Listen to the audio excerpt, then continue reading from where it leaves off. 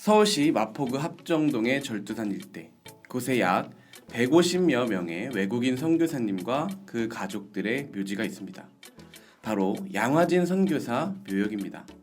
연고도 없는 머나먼 타양에서 생애를 마감해야 했던 이들은 그 이름도 사연도 제각각이었지만 마음속에 품었던 애절한 소원은 단 하나뿐이었습니다.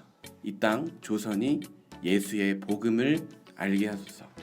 양화진 선교사 열전은 양화진의 역사와 더불어 이 땅에 복음이 전해지기를 간절히 원했던 선교사님들의 업적과 또 순교의 이야기를 기록한 책입니다. 이 책이 주목하는 것은 그들의 탄생이나 가장 빛났던 생의 순간들이 아니라 그들의 쓰러져 갔던 마지막 모습, 죽음의 순간들입니다. 그들의 값진 죽음이 우리에게 어떤 영향을 끼쳤는가를 책을 따라 살펴가다 보면 우리는 마치 퍼즐이 들어맞듯이 이 민족에게 꼭 필요한 사람들을 보내셔서 역사하셨던 그 하나님의 놀라운 섭리를 발견하게 됩니다. 복음이 전파되기를 원하며 드려진 많은 이들의 헌신과 희생이 척박한 황무지였던 이 땅 조선을 복음의 땅으로 변화시킨 밑거름이 된 것입니다. 양화진은 서울시 마포구 합정동에 있는 절두산 일대를 가리킵니다. 원래 이곳은 왕버들과 또 산버들이 울창한 나루터로 아름다운 경치가 유명한 곳이었습니다. 풍류객들이 모여들어 놀이터로 삼고 또 고관들도 뱃놀이를 즐기다가 들러서 봉우리에 올라가 술자리를 마련하던 그런 곳이었죠. 절두산이라 불리는 산의 봉우리는 원래 누에가 머리를 치켜든 모양 같다고 해서 덜머리로 불리거나 잠두봉 또는 용의 머리처럼 보인다고 용두봉이라고도 불렸던 곳입니다. 그런데 이토록 아름다운 곳의 이름이 왜 머리가 잘려 나가는 산, 절두산으로 바뀌었을까요? 여기에는 아픈 역사가 있습니다. 학교 역사 수업 시간에 한 번쯤은 들어보셨을 병인박해 사건과 관련이 있습니다. 홍선 대원군이 천주교도들을 대대적으로 탄압할 때 대원군은 프랑스 선교사 12명 중 9명을 무참히 살해했습니다. 뿐만 아니라 전국의 천주교도 23만 명 중 8,000명의 신도들을 죽여버렸습니다. 이때 가까스로 살아남아 중국으로 피신했던 3명의 신부들이 이 사실을 본국에 알립니다. 프랑스에서는 양화진으로 함대를 보내 조선을 정찰하였고 약 한 달 후에 7척의 배를 보내 강화를 점령하여 대원군의 행동에 대한 시위를 벌입니다. 조선군은 필사적으로 그들을 쫓아냈고 세국 정책은 더 강경해졌죠. 대원군은 오랑캐가 머물던 자리를 오랑캐를 끌어들인 천주쟁이들의 피로 씻겠다 하여 양화진의 덜머리를 천주교들의 사형장, 참수터로 사용합니다. 절두산은 대원군이나 천주교도들이 지은 이름이 아닌 이러한 참상을 지켜본 민중들이 지어준 이름이었죠. 아름답고 평화롭던 풍경으로 유명했던 양화진 일대가 순식간에 피로 물든 무덤 자리가 된 것입니다. 그 뒤로 묘역이 조성된 것은 외국인 최초의 순교 선교사 헤론을 통해서였습니다. 헤론은 미국 테네시 종합대학교 의과대학을 개교 이래 최우수 성적으로 졸업하고 이후 뉴욕 종합대 의과대학 블랙엘 아일랜드 병원을 거쳐 의사 자격증을 취득합니다. 테네시 의과대학에서 학교로부터 교수직 제안을 받았지만 조선의 선교사가 되겠다고 다짐한 그는 그 제안을 거절하고 1884년 장로교파 조선 선교사로 정식 임명을 받죠. 헤론은 고종 황제의 시의이자 가난한 자들의 친구였습니다. 그는 당시 천연두나 콜레라 같은 전염병으로 죽어가던 조선의 병자들을 극진히 돌보고 치료한 의료 선교사임과 동시에 한글 성서 번역에도 눈부시게 활약했던 문서 선교사였습니다. 자기 몸을 아끼지 않고 기꺼이 조선인들을 최선을 다해 섬기던 헤론 선교사는 과로와 정신적 긴장으로 기진하여 이질에 감염되고 맙니다. 1890년 7월 결국 당시 33살이었던 헤론 선교사가 갑작스럽게 사망하게 되면서 선교사의 시신을 안장할 곳이 필요하게 됩니다.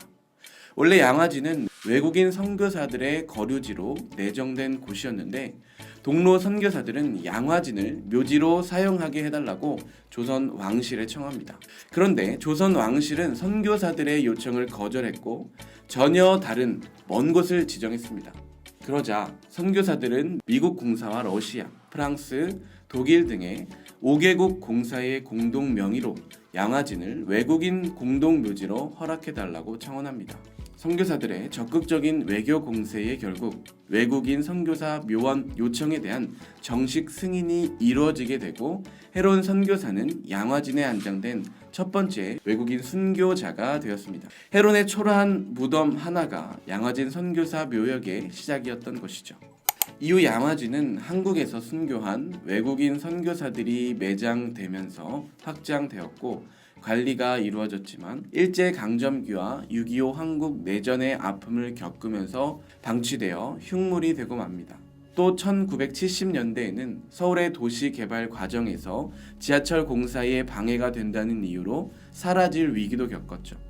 다행히 서울시가 본래의 계획을 바꾸어 무덤들을 비켜서 지하철 공사를 마쳤습니다. 그 뒤로는 1981년에 100주년 기념사업회가 조직되었고 1985년 한국기독교 100주년 기념사업회로 양화진의 소유권이 이전됩니다. 그러나 이때는 확성기로 안내하는 안내자들이 참배의 객들로부터 뒷돈을 받기도 하고 또 묘비를 밟기도 하는 등 제대로 된 관리가 이루어지지는 않았습니다. 이후 2003년 한국기독교 100주년 기념사업협의회는 양화진 묘역과 선교 기념관 관리를 위해 양화진 묘역 내에 한국기독교 선교 100주년 기념교회 설립을 추진했고 2005년 7월 100주년 기념교회가 세워집니다. 그 이후부터 현재까지 100주년 기념교회가 선교사 묘지공원과 선교기념관을 관리하게 되었습니다. 100주년 기념교회의 성도들은 자발적으로 참여하여 관리에 힘썼고 수많은 이들의 관심과 또 섬김을 통하여 양화진은 명실상부한 한국 개신교의 대표적인 성지로 자림하게 됩니다. 2006년 묘역의 공식 명칭을 양화진 외국인 선교사 묘원으로 확정합니다. 헤론이 교수직을 거절하고 이름도 들어본 적 없는 조선이라는 나라로 향할 때 전도 유망한 청년의 주변 사람들이 얼마나 많이 만류했을까요? 다시 기도해보라고, 왜 그런 힘든 길을 가려고 하느냐고 미쳤다고 말하며 고개를 저었을 것입니다. 조선에서 일어난 수많은 박해의 이야기와 순교의 소문들이 이미 무성했을 텐데 주위에서 축복하며 보내줬을 리 만무하죠. 헤론뿐 아니라 조선 땅을 가슴에 품었던 다른 많은 선교사들에게도 복음에 무지했던 조선으로 향한다는 것 자체가 순교를 결심한 것과 다름없는 일이었을 것입니다. 그러나 그런 결정이 그들에게 없었다면 조선 땅으로 가라 명령하신 하나님의 말씀에 대한 그들의 순종과 또 헌신이 없었다면 지금의 우리도 없었을 것입니다. 안락한 길, 성공이 보장된 길, 평온하게 익숙한 사람들과 함께하는 길을 기꺼이 버리고 험한 미지의 땅으로 조선으로 찾아왔던 사람들, 이들이 있었기에 오늘의 우리가 있습니다. 유명의 선교사들, 무명의 선교사들, 선교사들의 어린 자녀들, 그리고 그의 후손들이 고국에 묻히기보다는 조선 땅에 묻히기를 원하였고 양화진 외국인 선교사 묘원에 남았습니다.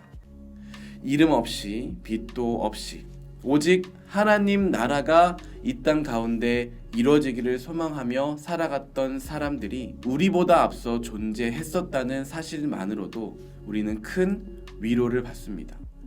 그들이 오늘의 우리를 격려하고 또 도전합니다. 그렇기에 양화진은 우리를 향한 하나님의 뜨거운 사랑의 증거입니다. 그 하나님의 사랑이 오늘도 가슴 뜨겁게 깨달아지기를 간절히 바랍니다. 지금까지 신앙서점이었습니다.